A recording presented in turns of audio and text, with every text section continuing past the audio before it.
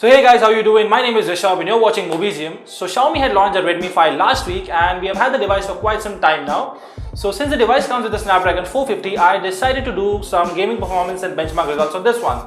Now we have already done the full review of the device, so if you haven't checked it out, make sure to check it out by clicking the link in the description below. Also make sure you join the notification squad by clicking the bell icon below so that you get updated about any of our new uploads. Now initially I was pretty impressed with the gaming performance of this device and I decided to do some more tests on this one. So first of all, let us discuss some specs that matter with respect to the performance aspect of this device. The device runs on the Snapdragon 450 chipset built on 14nm technology. It has an octa-core CPU which is clocked at 1.8 GHz and is based on the resource-friendly Cortex A53. It has the Adreno 506 graphics that is usually seen with the Snapdragon 625. We also get a 2, 3 and 4 GB RAM variants to choose from. So firstly I want to talk about the Snapdragon 450. The Snapdragon 450 was launched in June 2017, but we haven't really seen a lot of devices with that chipset. Firstly, let us discuss the AnTuTu benchmark scores on this one. The device scores around 70,000 on the AnTuTu bench and it is actually quite decent for the price. The score is definitely better than its predecessor, that is the Redmi 4X, which scored around 57,675. So I was fairly impressed with the benchmarking test and now it was time to test some games. So firstly, I wanted to start with some casual and lightweight games, so what better than some endless running games. So we first played the Subway Surfer, which ran smooth and nothing to worry about there. Then I tried the Temple Run 2 at its highest graphics setting and it did not disappoint me either.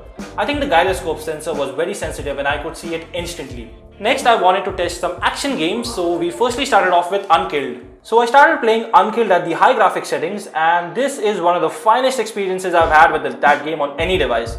The graphics looked so good with the already high quality display that I kept playing it. I actually forgot that I was supposed to do the gaming performance of that device and I ended up playing Unkilled for 4 hours straight. I also tried the Shadow Fight 3 and I have to say that it was again a smooth experience. The gameplay was extremely great, the on-screen graphic reproduction was a bang on.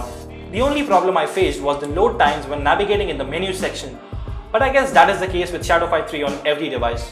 Now it was time for Modern Combat 5. Now this is the game that everybody wants to know the gaming performance of, but isko khelta kaun hai? Anyways, here is the review. The default settings were absolutely not an issue for this octa-core beast and it was pretty smooth. But when I tried playing the game on the highest setting with 60 FPS, I did experience some minor frame drops.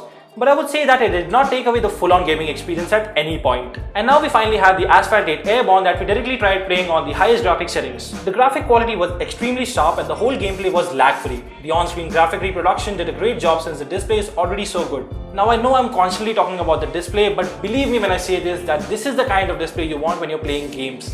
Now what happens is sometimes when you're playing these gyroscopic games, we often tend to tilt the device a little too much. So at a point we're unable to see the display from the corners. But this device has some really good viewing angles and that is not a problem over here. I finally tried the newly launched PUBG or Players Unknown Battleground. The game auto-detected the lowest graphic setting for me and didn't let me change it. I tried going into the graphic settings to change it, but I wasn't able to do so. The lowest graphic settings seemed to be very easy on this one, so it did run smooth. Now I'm very much interested in finding out how the device will handle the high graphic settings of PUBG, but as you can see that I was unable to do so. If any one of you has been able to find out how the high graphic settings work on any of the devices, just let me know which device you were using in the comment section below. So now let us have a look at the battery performance of the device. Now the device comes with a 3300 mAh battery capacity, which is quite sufficient considering that it has a very low power consumption chipset. So now let us have a look at some stats. The Asphalt 8 Airborne played for around 1 hour and 12 minutes, took 9% of my battery life, which is great I would say. Modern Combat 5 that I played for an hour and 7 minutes took 15% of my battery life.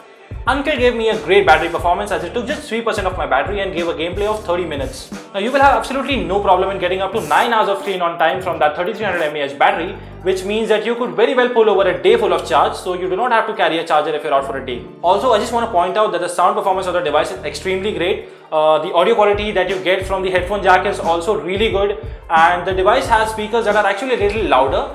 So it's actually louder than other speakers that I've seen in the same segment, and sometimes when you're playing it on the full volume, the device will sometimes vibrate, but I don't think that's a big issue, so it's quite good I would say.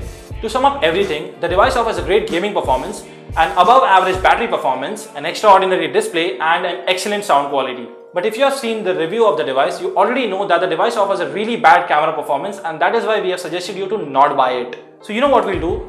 We'll do a video where Niyati and Ruchi will actually tell you which Xiaomi device you should buy according to your budget and usage. So if you want that kind of a video, just let us know in the comment section and we shall deliver that. that's all for this video. If you like this video, do give us a thumbs up. For more such videos, subscribe to our channel and do not forget to click on the bell icon below so that you can join our notification squad.